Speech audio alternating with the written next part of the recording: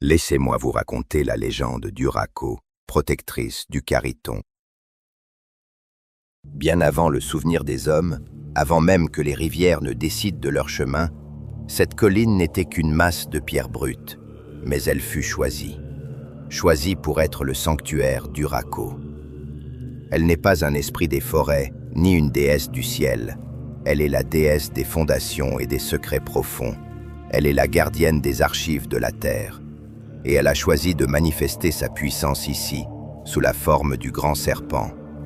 Le calcaire de cette paroi, criblé de cavités, ce n'est pas le simple travail de l'érosion.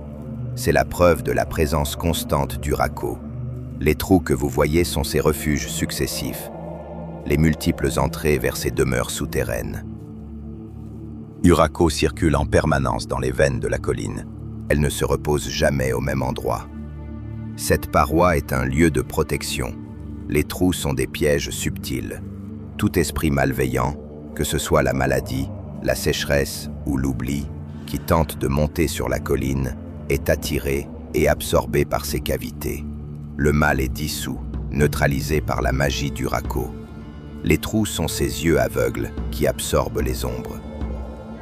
Jadis, les anciens venaient au pied de ce mur.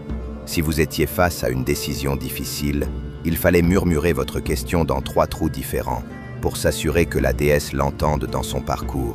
La réponse ne venait pas en paroles, mais elle était révélée dans les rêves de la nuit suivante. Si vous entendez un sifflement léger émaner de la roche, ce n'est pas le vent, c'est Urako. Elle respire, elle veille et elle protège.